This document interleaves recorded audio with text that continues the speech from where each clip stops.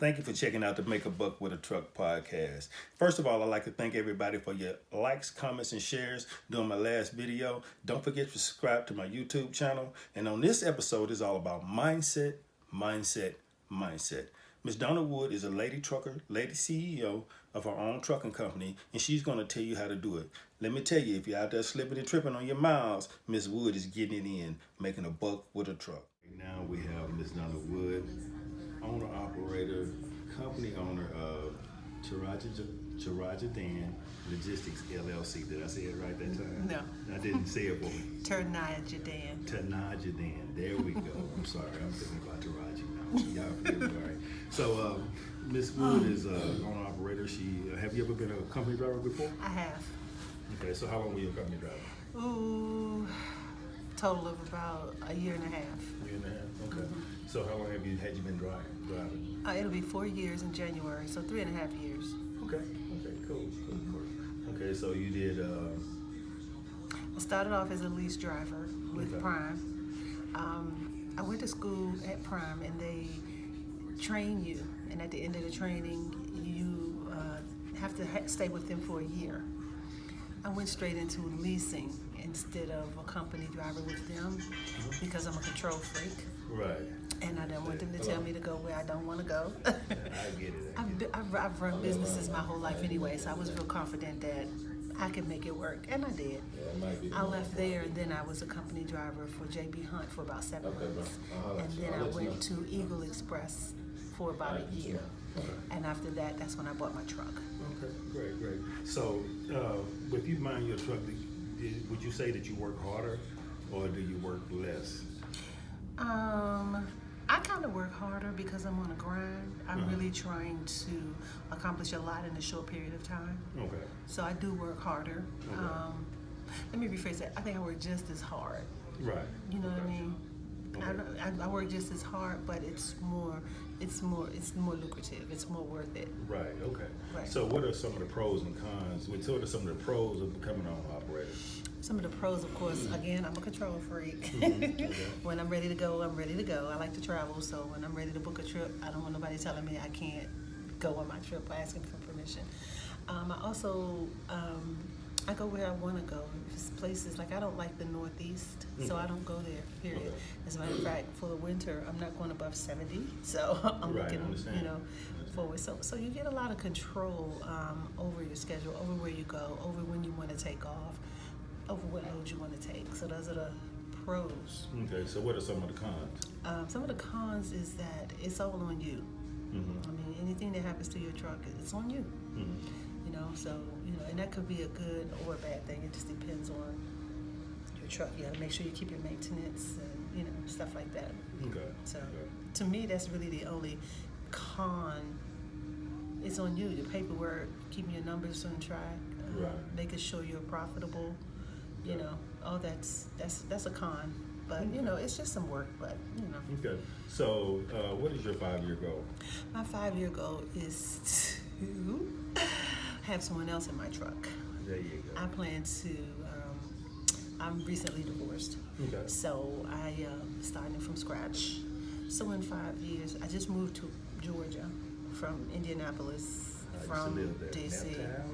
Yeah, I didn't like it. So, anywho, right now I'm trying to figure out where I want to live. Okay. That's the first thing. And I want to put down some roots. And my son is talking about, my son and I are going to start doing some real estate investing. Okay. So yeah, that's my 5-year goal, is to generate a passive income either through real estate and through trucking. Exactly. I agree with that, and it's just such a wonderful opportunity that if you handle your money right, which I made those money mistakes.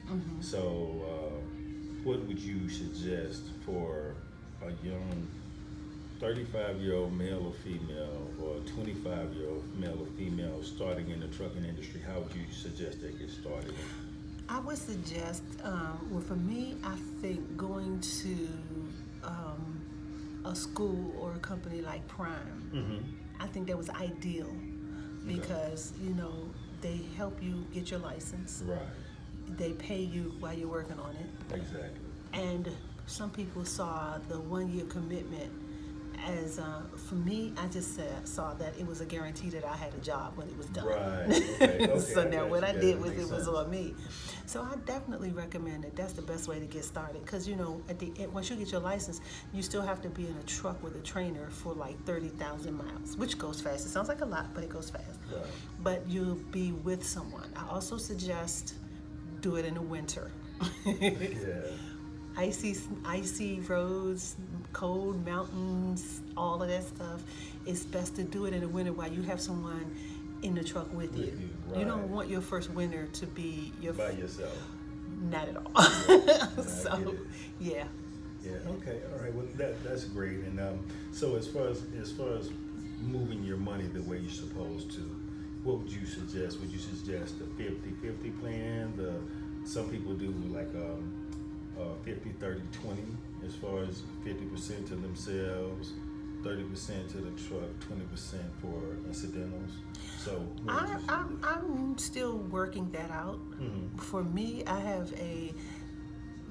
pay myself what I need personally. I put that in my personal account, whatever Okay. that dollar amount is. Okay. The rest I take and I have a tax account. Mhm. I have a maintenance account. Okay.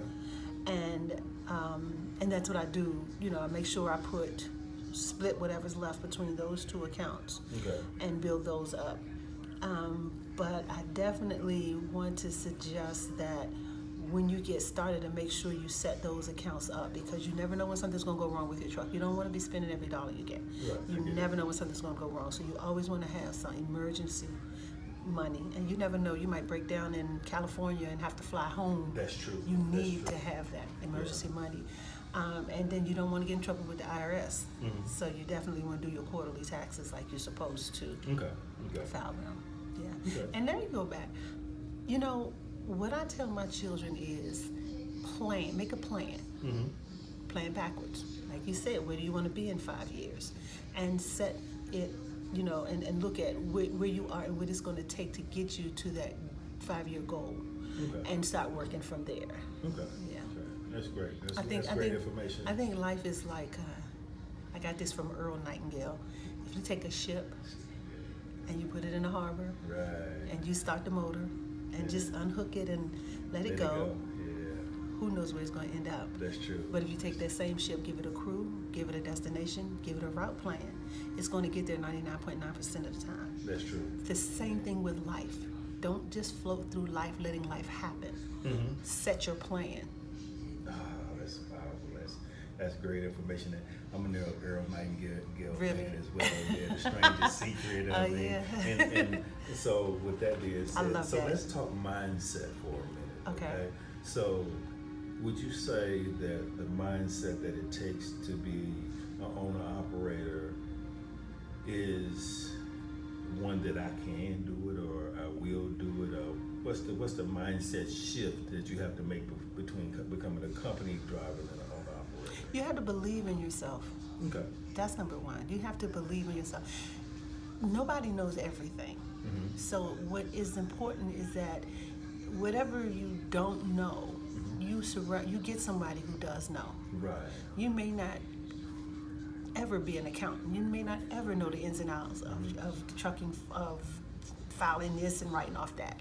But you hire somebody that does. It does. And right, that's the key right. thing. Don't be too prideful to not admit what you don't know or That's what it. you need help with. That's it. You see, because Dale Carnegie was like, when they had him on court, he was like, why do I need to know all of this stuff when I've got surrounded my people, Yeah, Henry myself Ford, with people. yeah, Was that Ford? yeah, Henry Yeah. Ford, He right, said, I yeah. surround my people with people who are experts in their field, and Yeah, anything I right. need to know, I can pick up a Yeah. phone. That's the mentality I think you have to have. Uh-huh. But you have to, most of all, you have to believe you can do it. Mm-hmm. Mm-hmm. Yeah, I see we kind of vibe the same way because I'm a true believer that a wise man knows and knows that he knows. But Right. he who knows not that he knows not. Right. He's a fool, you know. So, Right. Yeah. So my mom used to say that, but it's just you be able to surround yourself with the right type of people, get a good coach, get a Right. good mentor, Right. set your Mentor. Oh my aims. God, if I can do anything over in my life, Mhm. the one thing that I would do is get a mentor. Right. that is the one thing. If I could do, if I ever had if I had it to do all over again, if I'm talking to somebody that's 25, 35, get a mentor. Right. Get a mentor. Right. Okay. And don't be too proud to ask for help. Yeah, that's cool. That's cool. I mean, that's very valuable information. So, I just feel as if we have to be able to be of good service to people. Absolutely. In order to be of good service to ourselves. So, with that being said, how do you plan? Do you plan to give back to the community? Do you plan to, any community service events or just? I really want to do some community service. Unfortunately, I'm never home, so probably I'll be able to do it once I just don't know. I really, really, really want to though. Okay. I at this point in my life, I don't see right now how. In the future, I do want to do some community service stuff. I want to get more involved in the environmental protection, saving the planet. Right. I have a love and a heart for children. Yeah, that's wonderful. Yeah, that's wonderful. I would love to volunteer, maybe in a shelter or something like that. Once I get myself situated. So. Well, I was watching where one gentleman, he went around, he found felons. He gave them opportunity to become a truck driver. Oh wow, that's he was great. asking, like, how long did you do?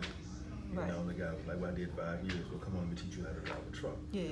And I would have to say that this industry is more forgiving Yes. when it comes to past mistakes than anyone I agree. ever. Yeah, I agree. So I just feel as if your community service is just by passing on information to someone else that can help them, you're doing a service right now. So I really appreciate that service, and thank you so much for your time. You're a wonderful, beautiful spirit. Thank you so much. Thank you so Bless much. And Make a Buck with a Truck podcast will be dropping here within the next week. Waiting on the platform to get approved. It's on. So thank you so much. God bless you, and Make a Buck with a Truck.